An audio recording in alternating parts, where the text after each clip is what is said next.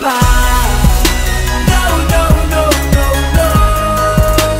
Y'a pas de souci, donc ouais, bon, pour aller dans ton sens, c'est pareil, il y a cette rencontre avec le mec dans le taxi qui te dit ouais, mais à un moment, ouais, c'est ce couplet-là, moi qui me frappe, là tu commences à piger que faut peut-être viser plus large. Est-ce que tu t'imaginais à ce moment-là que tu allais chanter pour Génération Goldman et que tu allais faire une émission sur France 2 qui s'appelle Sing Off? Est-ce que tu voyais viser aussi large? Je voyais pas aussi large, mais j'ai toujours été un regard. Par exemple, un exemple, Omar Sy, c'est magnifique ce qu'il a. C'est un truc de malade. Si ça m'arrive à moi ou si ça arrive à quelqu'un de vous, je suis plus heureux. Bien sûr que si on m'a... En plus, moi, comme je disais à une interview il y a quelques jours, mon discours il a toujours été dans le mélange. Quand on me demande de me mélanger, je ne le fais pas. Je ne suis pas cohérent avec mon discours. Je suis en train de dire, ouais, il faut qu'on se mélange, cosmopolite, il faut casser des clichés. Depuis le début de ma carrière, je le dis. Et d'un coup, quand il y a moyen de casser des clichés, je ne le fais pas. Donc c'était un peu un truc paradoxal. Mais c'est vrai qu'à cette époque, je ne pensais pas, je n'y pensais même pas, je continuais ma route, mais le taxi m'a fait gamberger qu'en fait, on était dans une bulle, nous qui étions dans le rap en fait. C'est-à-dire le premier couplet de Moi J'ai Pas, je parle que des trucs qui concernent que des gens du rap ou dans le milieu rap ou le game, comme on dit entre guillemets. Et le deuxième couplet, il parle même des choses que nous on connaît dans le rap et dans le game, mais que ma mère connaît, mon père connaît. Et c'est là que ça m'a fait un petit tilt, je me suis dit, c'est ce que j'ai écrit dans le livre, que on est là, on dit on veut faire passer un message, mais on passe un message à quelqu'un qui connaît le message. Ça sert à quoi? Je comprends pas, on est des mythos. Je te dis, on est des mythos. Ça veut dire qu'on est là à dire, ouais, on veut faire passer des messages, on va faire dépasser des messages, mais on va mettre des codes qui ne parlent, le message ne va parler qu'à des gens qui connaissent déjà ce message. Quand j'ai vu le deuxième couplet et que le mec il me dit, ouais, vous avez été fort pour tel ou tel truc. Le mec, j'ai vu que mon message il est passé, comme pour Hiro. Quand moi il y a des petits qui viennent me voir, ah, ce morceau il passe à la radio, je connaissais pas Rosa Parks. C'est qui? C'est grâce à ce morceau. Ça tue. Ouais. Là, le message, il est passé. Mais si je suis là à dire, va niquer ta mère toutes les 3 secondes, il y a un petit, qu'est-ce que tu veux qu'il n'en tirera rien. Il n'en tirera rien du tout. Donc, tu vois, c'est encore une philosophie que j'ai eue grâce à mon père, et que j'ai eu justement grâce à ce taxi. Bon, on va parler d'un côté plus personnel cette fois. Aujourd'hui, tu es une célébrité, mais tu as toujours été quelqu'un de timide. Tu as souvent manqué de confiance en toi. Tu évoques plusieurs raisons, le fait que tu sois l'aîné, que tu as été vachement couvé, que tu n'es toujours pas très grand, il y a plein de facteurs comme ça qui t'ont mené discrètement mais sûrement vers la dépression, voire à même plus grave. C'est toujours après qu'on s'aperçoit qu'on a dépassé les bornes. Désolé, je vais raccourcir un peu. Heureusement, derrière tout ça, il y a toujours une femme pour te sortir de là. Ouais, le truc c'est que,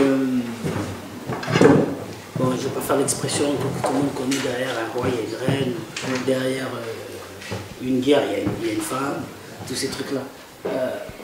Moi, en fait, il n'y a pas qu'une femme. La femme, elle est venue au moment où il fallait.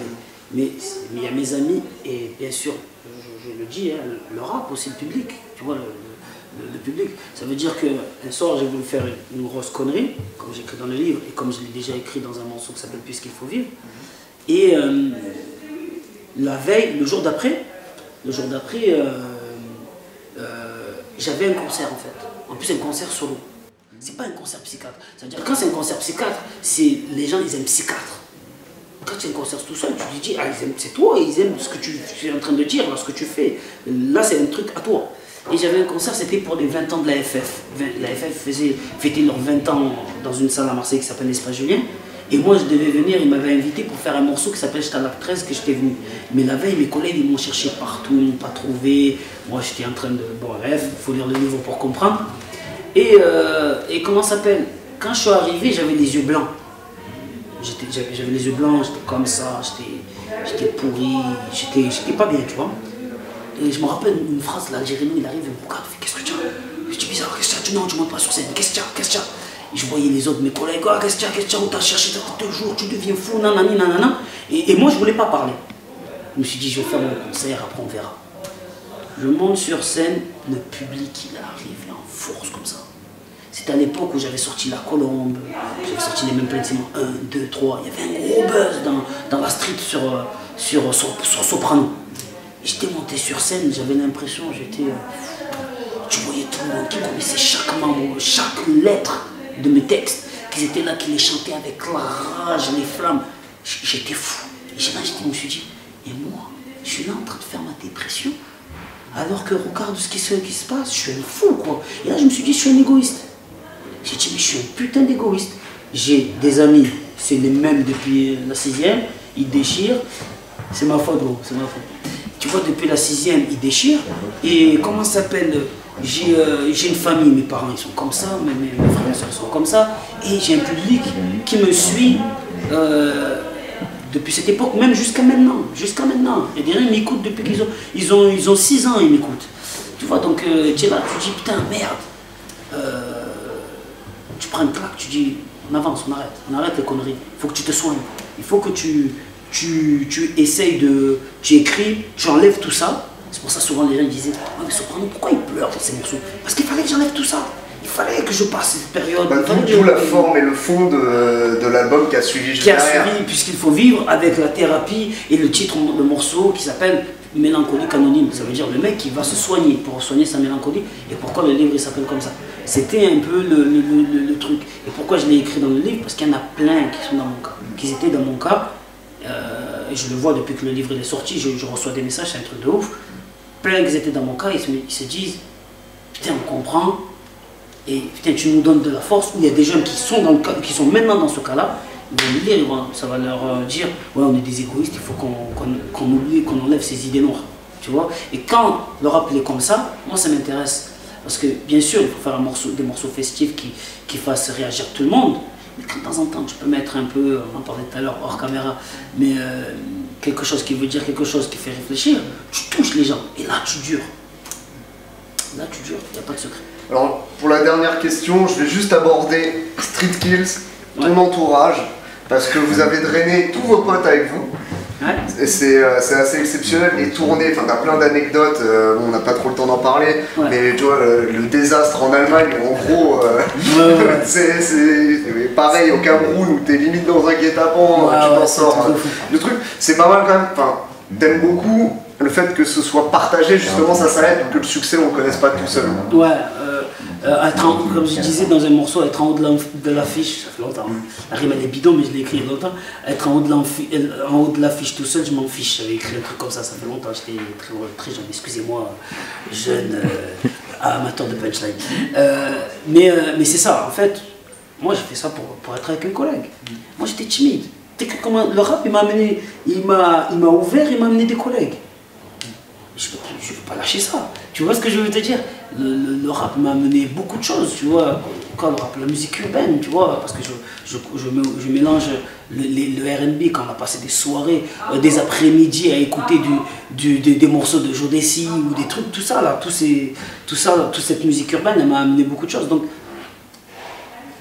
quand je suis avec mes collègues, c'était le plus important. Il y a des fois, je l'ai dit dans une interview, il y a quelqu'un qui me dit, beaucoup de gens qui viennent me voir et me disent, ouais, tu vends des 400 000 albums, tu passes à la télé de ouf, tu es devenu presque une personnalité publique et tu vas faire un album avec Psychiatre que tu vends moins. Pourquoi tu le fais? Moi je leur dis, mais vous avez rien compris. C'est ça qui tue. Parce que moi je suis avec mes collègues, j'en ai rien à foutre. Moi. Tant que je suis avec mes collègues, que je suis avec mes amis, qu'on est avec Street Skills, qu'on arrive à embaucher des amis à nous qui puissent faire des formations. Parce que c'est pas François Hollande qui va le faire. Ouais. Tu vois, c'est nous. C'est ça les actes. Après, moi je suis pas un mec qui le crie. Je suis pas un mec qui va crier les chiffres de vente toutes les 3 secondes sur internet ou sur des trucs. Moi l'important c'est que je suis avec mes potes, on est là. Ouais, j'ai vendu 400 000, oui c'est bien. Mais avec mes potes on est là, on avance. On essaie de sortir des disques des artistes qu'on connaît bien. Ça marche pas. Ça c'est encore un autre débat. Il faudrait faire une autre interview sur ça. Si on doit parler des cas des artistes. Mais l'important c'est que je suis avec mes potes. Moi c'est le plus important. Et en plus, je suis avec mes potes, on est tous organisés et qu'on essaie de s'en sortir pour de vrai. Pas on s'en sort pour de faux en disant ouais on va faire des projets. Ça se passe pas comme ça. Il faut se former et s'organiser. Pour finir, je vais te dire quand même, tu as commis quelques hérésies footballistiques. Hein. Là t'as pas de droit de réponse, parce que quand tu dis Messi est le meilleur joueur de foot de tous les temps, putain, tu l'as écrit ça. Bah, t'as pas le droit de dire ça en tant que Marseillais. Deuxièmement, appeler Christophe Dugarry, Stéphane Dugarry, j'avais jamais vu ça. Et Albert Raymond avec un H au début. Ah là, ça, je me suis trompé, Ça fait quand même beaucoup là. Là, ça va, putain, il va me faire des martyrs comme les haters sur... oh putain, non, tu peux pas me faire ça. Ça épinglé. Messi est le meilleur joueur, Zidane, c'est autre chose. Maradona, c'est autre chose. Regarde comment je vais m'en sortir ici et que je m'en sors toujours sur ça. Voilà, juste pour préciser. C'est pour eux que je vis, c'est pour vous que je rappe. À bout de force au milieu de l'arène, au milieu des corps de ceux qui ont voulu abattre mes rêves. Toujours debout, l'épée levée, qu'ils viennent. Un coup d'œil dans les tribunes, car c'est dans vos regards que je trouve de l'aide. Dans vos regards que je soigne mes plaies, celles qu'on retrouve dans chaque phase de mes couplets. Aujourd'hui je me bats pour mes véritables besoins, car celui qui se contente de peu ne manque de rien. Moi j'oublie rien de toutes ces galères ni d'où je viens. Moi j'oublie rien, mes potes savent que je reviens de loin. Je suis originaire